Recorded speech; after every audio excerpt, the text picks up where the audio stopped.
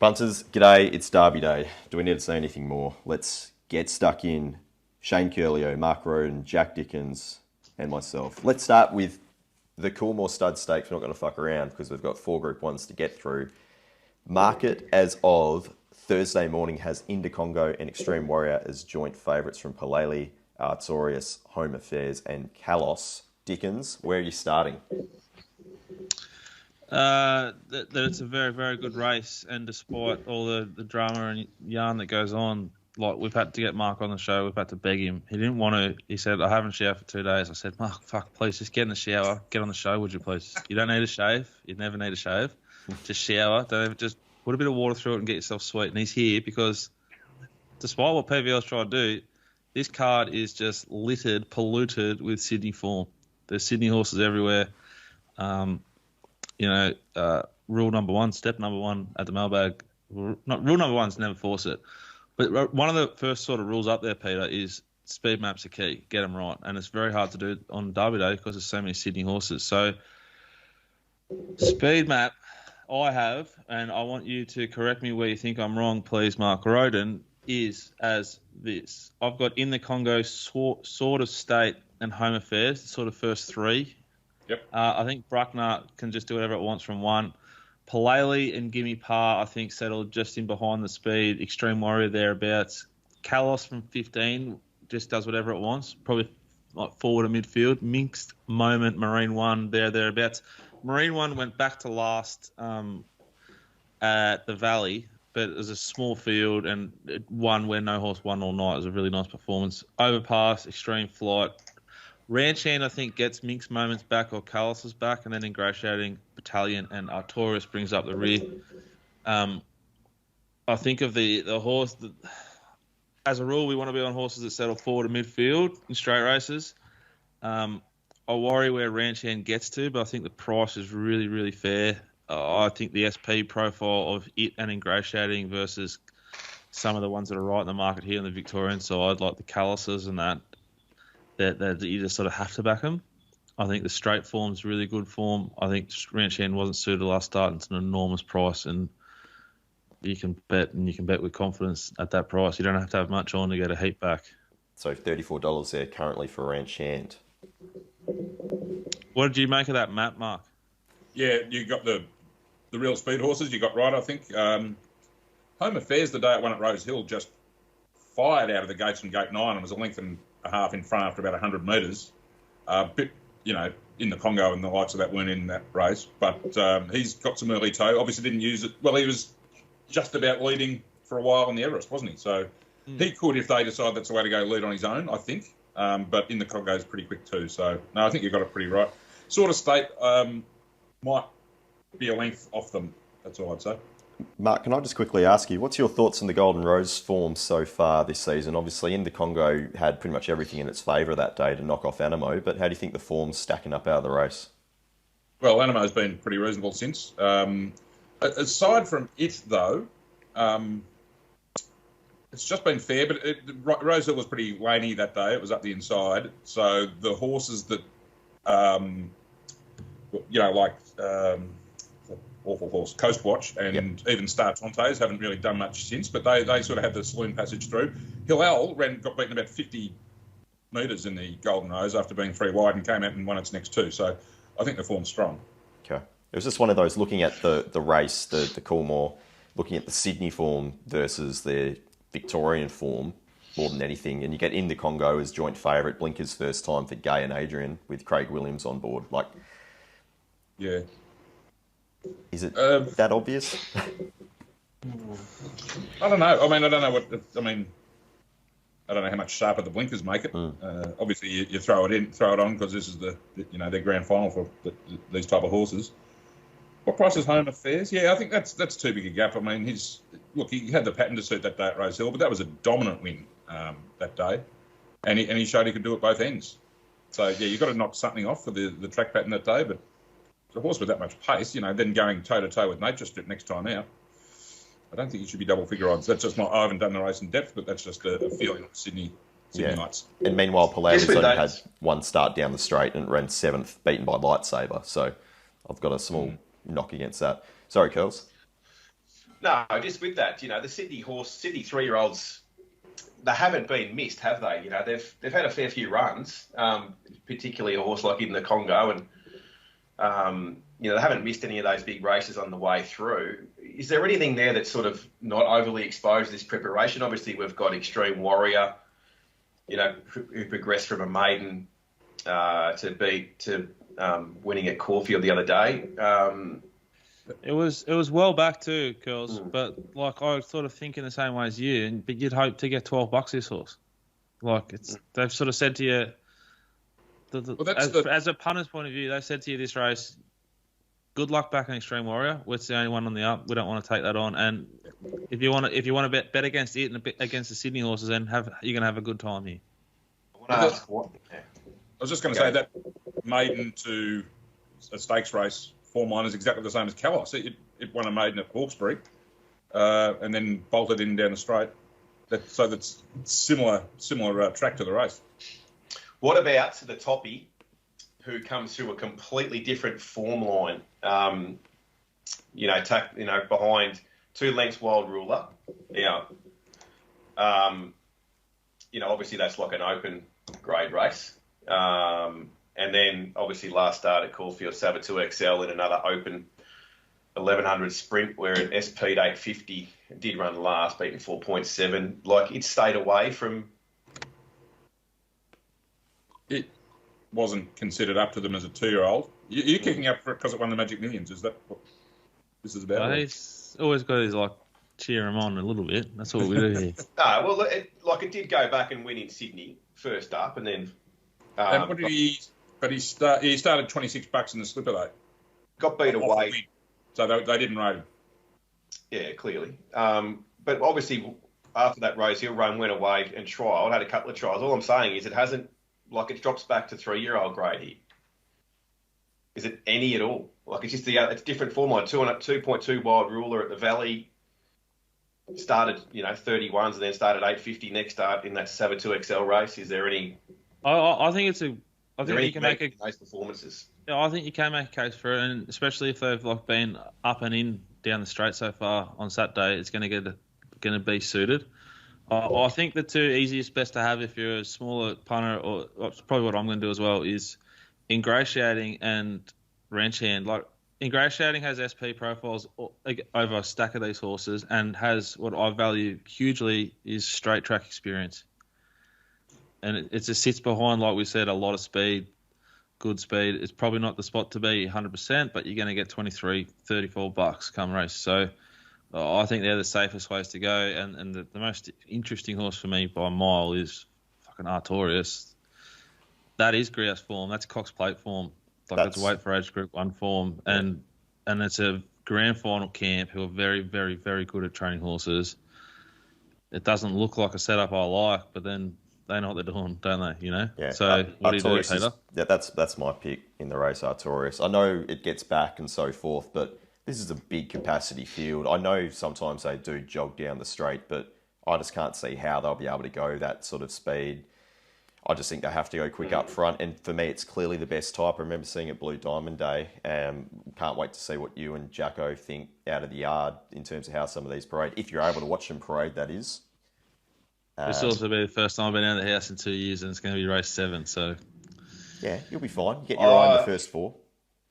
I just see it's $9. Fuck. So this thing would be $3 if G Boss wasn't on for D Lane. Obviously, the jockey switches added 6 points to the price.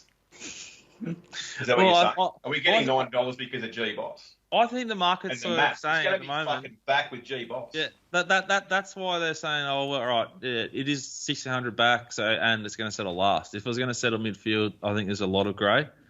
I think at the moment they're sort of happy to risk because of that map.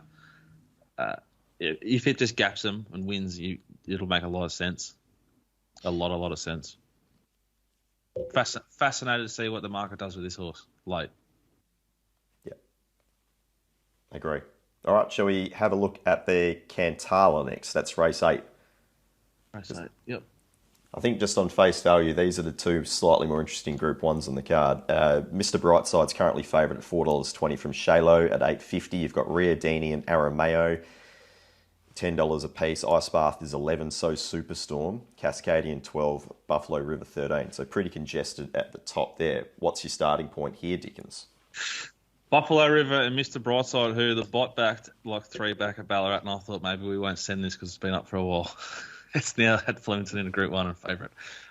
Those two lead, I think, from Rhoden, who comes across from 10. Luna Fox kicks up from 7. I think Just Folk, maybe even Lens Coffin, was ridden with intent last week, backs up here. Karma Last back fence. Flash R, midfield. Romancer and Zutori, I don't know where they're going to lob. They need to make decisions from those barriers, though, particularly Zutori, who, for me, is a 1,200-metre horse down the straight, but they're a very good yard. What do you do?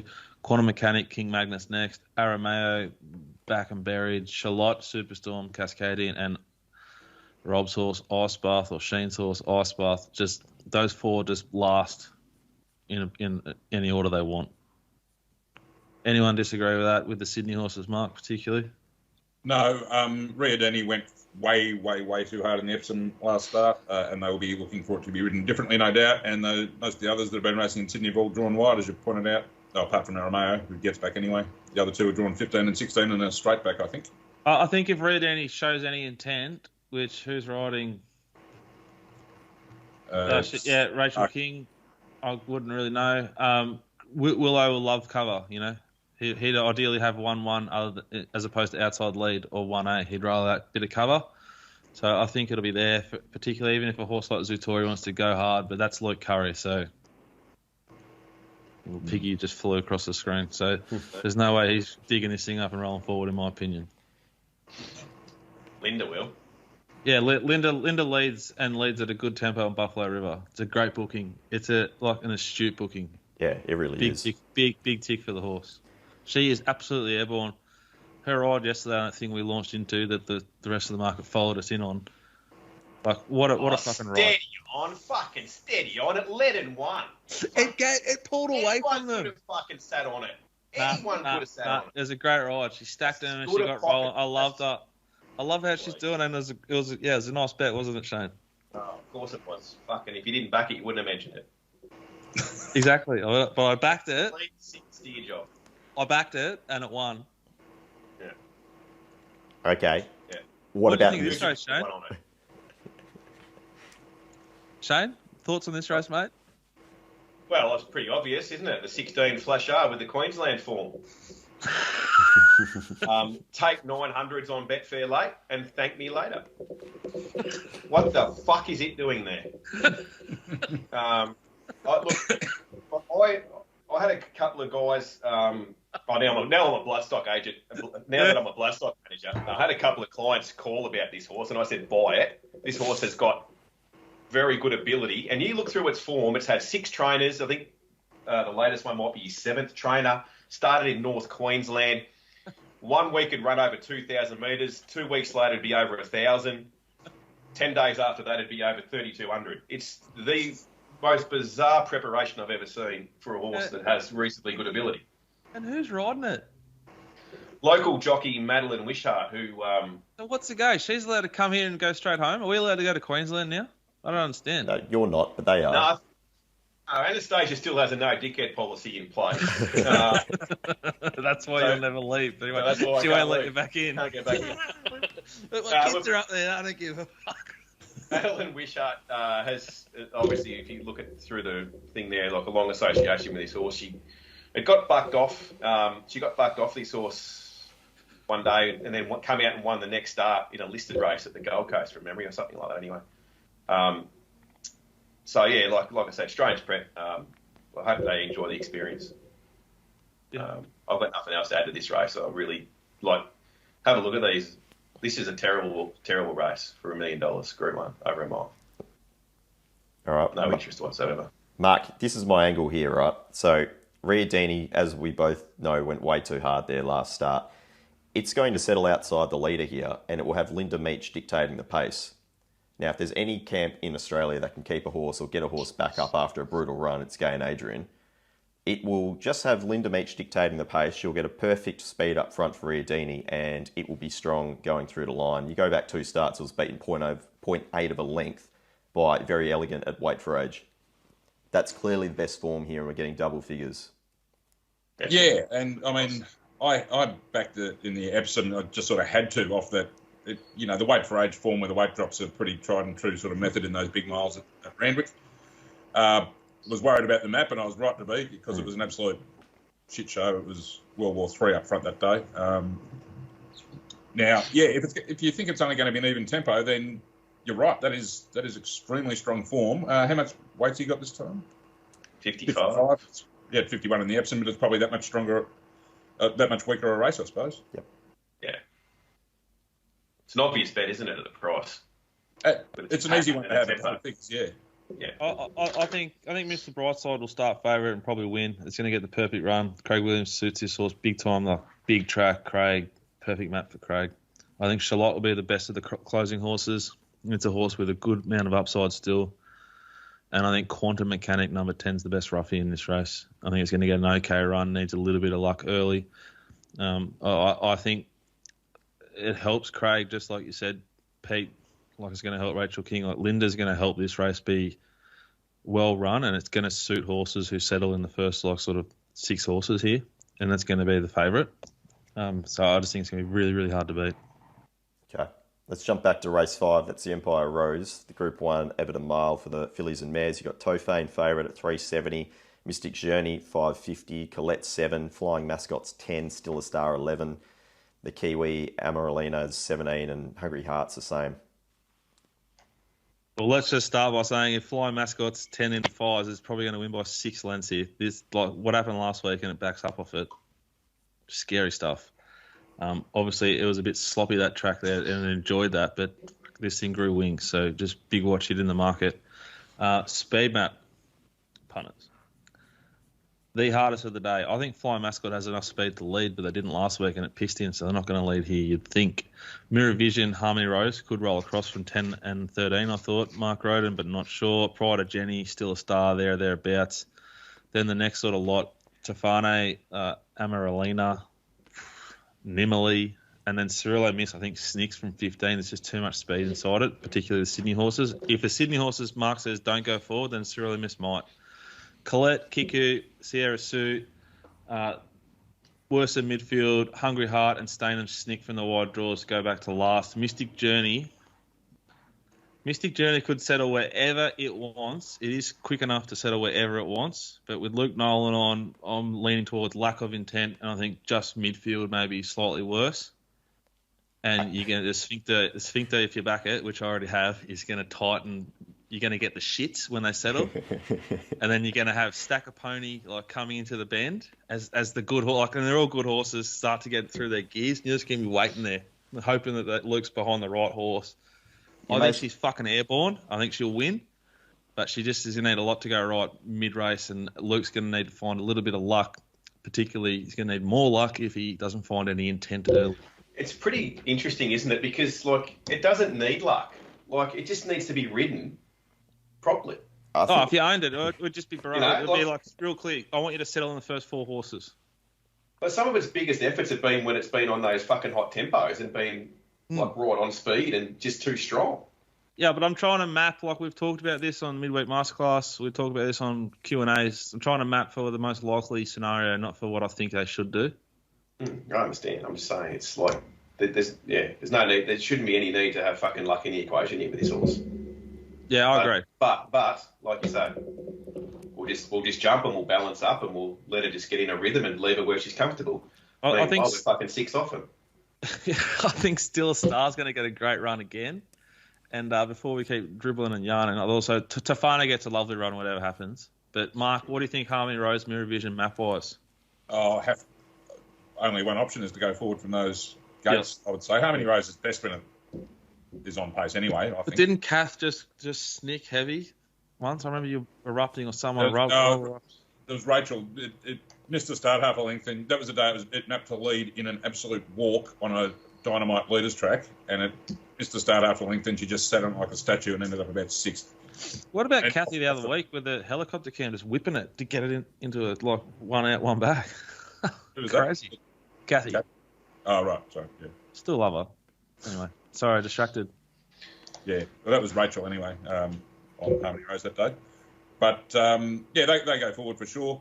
Interesting, Amaralina's drawn a gate at last, so it'll finally get a good run. I don't know if it's good enough at the sort of set weights to beat those at the top of the market, but it has not been suited at all yet in Sydney.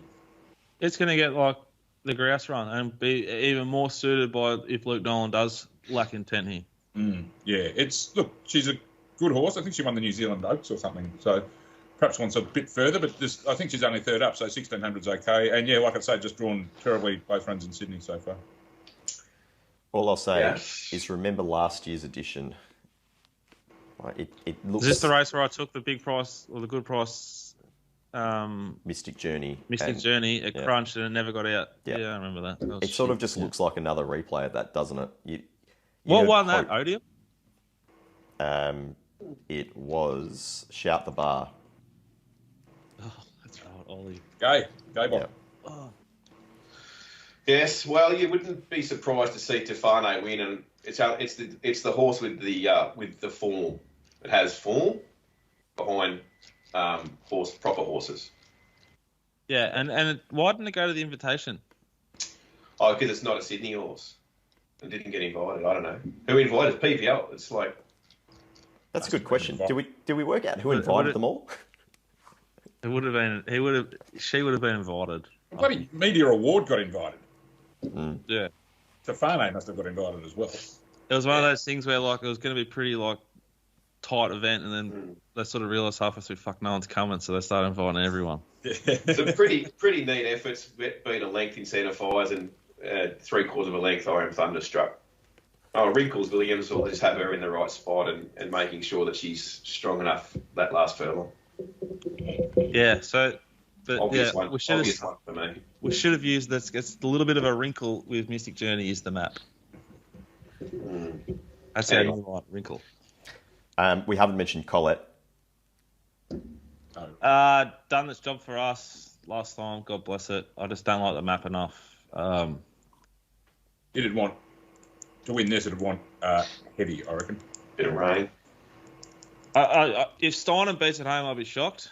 But I'm not that worried about as much as other people would be, like that it wants it heavier, because I think Flemington's just the greatest racing surface in Australia. Oh, it's not going to be wet, is it? There's a little bit of rain it's still forecast. going to have a nice amount of cushion for it to let down. So. Yeah. Oh, yeah, okay, right. Yeah, I see what you mean. Yes. No, but it can't be affected. I mean, it's going to be patchy rain today and going forward, and Flemington's the best wet weather track on earth anyway. So it'll be a 4. It'll be a 4 with give. Yeah. Fair assessment. Okay. Yeah. The last of the Group 1s on the card is the Derby. Forget You, just slight favourite at 440 ahead of Gunstock at 460. Hatotsu 650. Tutakaka is 9 with Allegra on 10. Everything else is completely and utterly cast in the market. You like the pronunciation there, Dickens? Yeah, say that 5 times fast. You know what I was thinking? Ace Ventura, you know? I got told... I went to a wedding the other week and told I looked like Ace Ventura at a wedding. It was... I think that was a compliment. If Michael Hutchinson and, a bit of Hutcho, fucking Jim Carrey about you.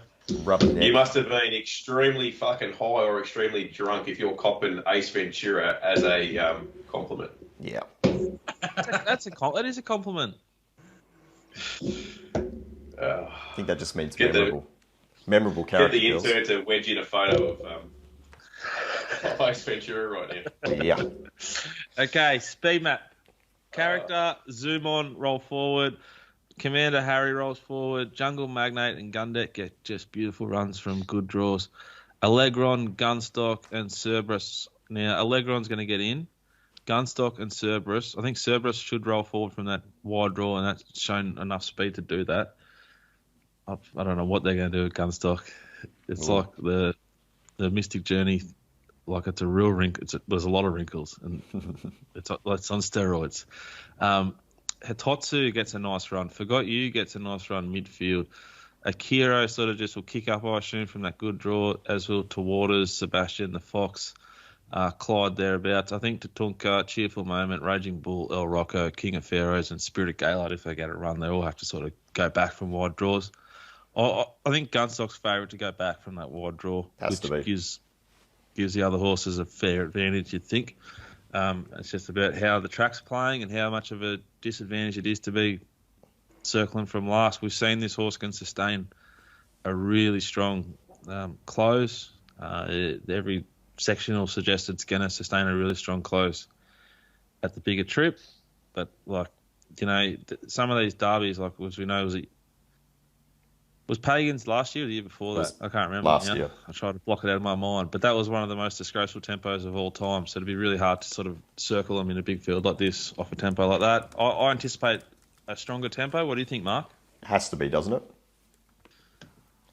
It was the slowest derby of all time, wasn't it, last year?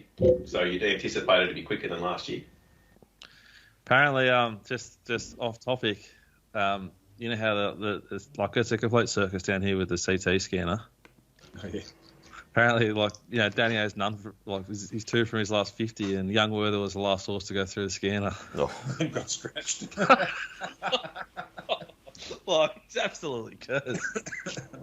It'll turn, Danny. Hang in there, mate. It'll turn. It has to. Speed map thoughts there, Mark Rhoden? I don't really know. Sorry, I shouldn't use that South African tone when I use your name at this current climate. I don't want to insinuate any connection between you and Cock. I'm virtually every other ethnicity on earth except South African, so yeah. Don't know a lot about a lot of the Melbourne horses, and I think with the Sydney horses, of which there are almost none, they'll just be dictated by the barriers. Oh, there's a last start Scone winner in this, I think, isn't there? Good old Clyde.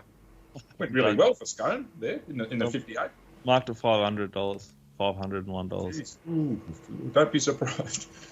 Well, we just spent 10 minutes talking about Flash Hour and the Cantala. We can spend 5 on Clyde, can't we? Dennis Pagan won the Derby last year. Fucking laugh when it's 900 SP and wins. Have a double with Clyde at 500. All right, what are we doing? Who wants to go first? Look, I can only do this one way, right? So I don't know the form of a lot of these horses that are in this field. Don't really want to know the form of a lot of the horses in this field. I'm going to stick at the top end of the market. I'm going to look at the map, and I'm going to suggest that Hitotsu for Ma Eustace, John Allen, gets a perfect run in transit. I'm putting a line through Gunstock, just given the gate. It would need Group 1 Jai times a million. Then you've got a Kiwi and Forget You. So out of Hitotsu, Forget You, and Tutu Kaka, maybe Allegron, who's most suitable to winning this race, Dickens? I liked how you started that. I think Hitotsu's the safest way to bet here. It's going to get a good run. It's not too close to the fence for the man John Allen, the Cox Plate winning Irishman, father of Ben. He's got serious momentum. This horse hasn't been suited, and I think could be really well suited here. I think $4 is a fair price for Gunstock. It's the best horse here. It's the best profiled horse here by a mile, I think. Forgot You was good, but not dominant last week. I think it softens slightly. I think Hitotsu gets the run, and I can sort of find it. I could easily find it off our prices just with a little tick for its map. But Gunstock, even with a penalty for its map, still going to be a bet. And I'm happy to wait, though, just to see how the track is racing and maybe hear something from Mick Price, who's one of the more interesting trainers. If he says something about what they're going to do, it's worth listening to. So, I'll keep my ear out for that, and I'll go from there. Okay. I'll stick with Hitotsu, main bet. Comes out of the Caulfield Guineas. That's clearly the best form reference where it beat home Forgot You, which obviously is on the quick backup, but maybe a little questionable about how that race was run. I'm happy to just glance around it. That is interesting, yeah. Tutu Kaka brings the Queensland form. Have to mention it. Thought they put it on for it the other day, to be honest.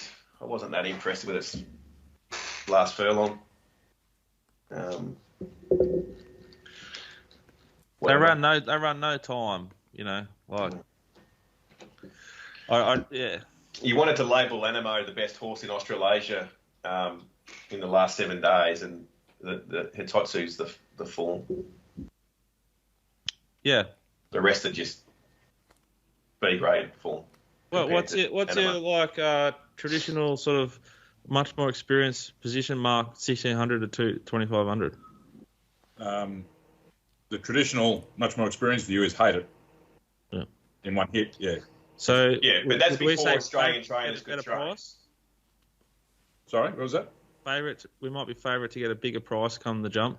Look, I mean, it's thinking from days gone by. Also, if it's farcically run again, that's out of the equation. But I mean, I'd want to have seen something to suggest it was always looking for this trip.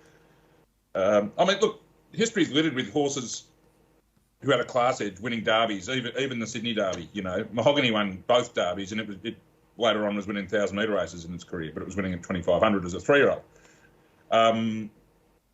But he was a lot better than him. I mean, is this horse a lot better than him?